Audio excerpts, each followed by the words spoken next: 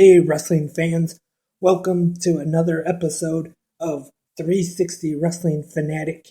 And on today's episode, I'm going to be talking about this Sunday night's WrestleMania with a special guest, Tyler Elkins. How are you today, Tyler? I'm doing well, Lance Brock. How are you? I'm pretty good, excited for this Sunday. And are you excited for WrestleMania 32? Absolutely. Now, Biggest one. let's talk about the card, and let's start with The Undertaker versus Shane McMahon. This is being built as one of the main events on the show Sunday. And first question is, what are your thoughts on the build? Do you think they have built it up good? And also, what is your prediction for the match? Well, I've heard a lot of criticism online that they haven't done a very good job building it up. But I don't know, it's because it's The Undertaker, and it's WrestleMania. So I don't know how much of a build really needs to be put into that match. I mean, just the fact that Undertaker's going to be there, the fact that he's going to wrestle at a Hell in a Cell match. I mean, I'm sold on the match. Shane McMahon, obviously, coming back is super exciting, especially the potential of, kind of what they do in comic books, almost hitting a reboot on the whole company. That's going to be exciting to see. I really don't know. I hope it goes on as the main event, just because I feel like, how are you going to have, if Shane wins, you can't really reboot the company and have that match in the middle of the card. So I can't imagine it's going to go on. It has to be the main event for me. But yeah, I'm excited for it. I think Undertaker's great. I think Shane's great. Hell in a Cell should be exciting. And also, do you think there's a chance that we could see Shane O'Mac go on the top of the cell and do some crazy dive off of it? I do not. I think that they're very cautious nowadays about that, and I think Shane. I don't know what his involvement is with the company now or going forward, or if he's going to be just a character, if he's actually involved. But I can't see him, risking jumping off the cage. And he's not old by any means, but he's definitely older than he was. And I just can't imagine that he would put all that on the line for a spot. I do think that we'll see something very exciting, though. I think Shane's going to do something crazy. I think Undertaker's going to do something crazy. I think the elbow on Raw is, a little taste of what we're going to see. And to be honest with you, I'll be satisfied with that. I think Shane's a daredevil, and we're going to definitely see something exciting. And what do you think of the rumors and the reports that have been online that there's a chance that the brand split could be coming back? Well, that's interesting. I guess it's hard for me to say. I think WWE has a lot of really good guys on the roster. And, you have a 3-hour TV show, and I just feel like they have the talent to make Raw an exciting show. They have the WWE Network. They have SmackDown. I don't know how much more of a split there needs to be, especially when you consider you have NXT on the network, and those guys are killing it all the time. And it's really exciting to see those guys get pulled up to Raw.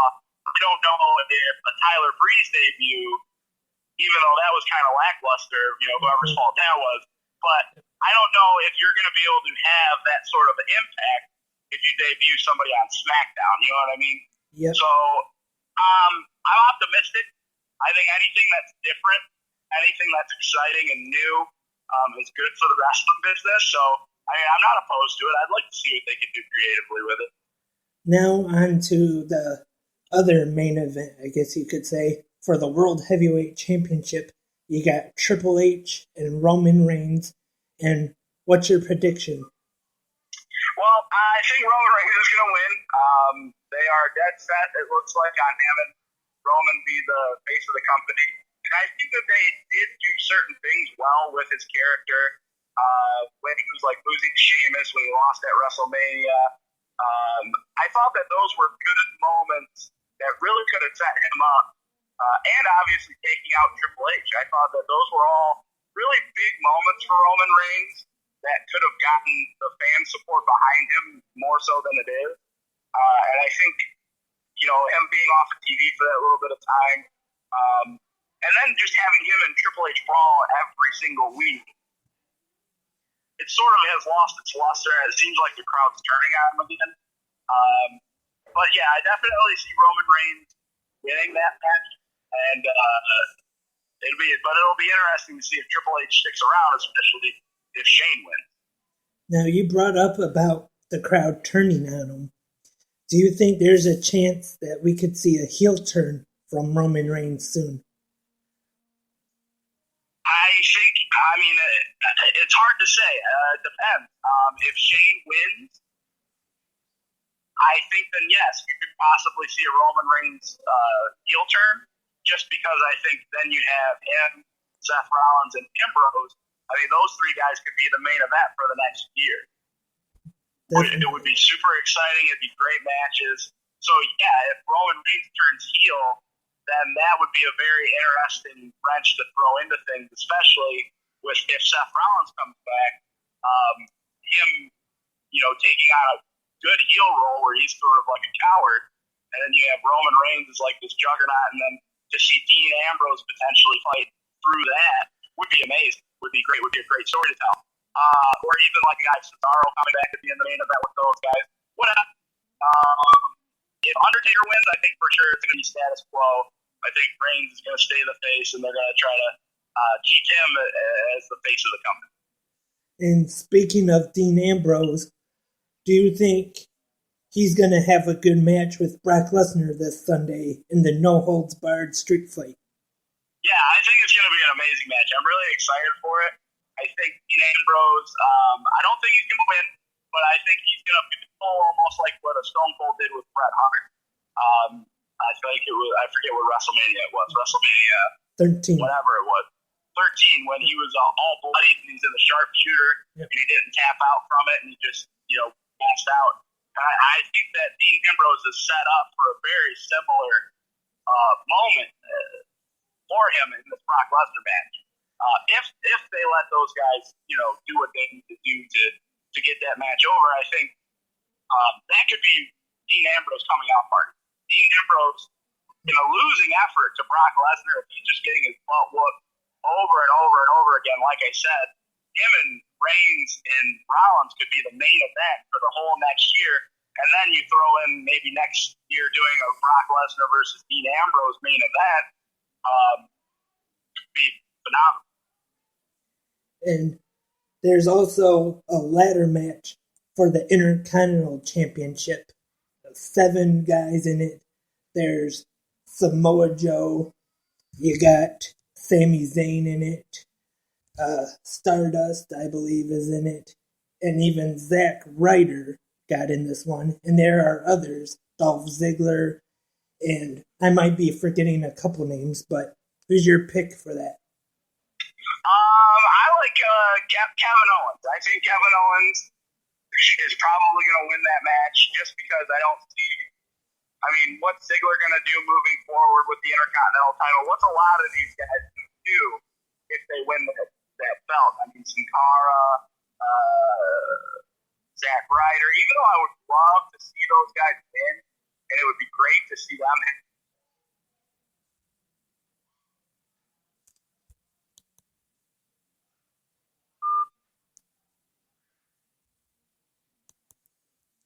And I think we lost the caveman off the line, I believe. So I'm going to take a quick break and try to get him back on. And we're back, and we have Tyler back on the line, and we were discussing the Intercontinental Championship ladder match for WrestleMania this Sunday.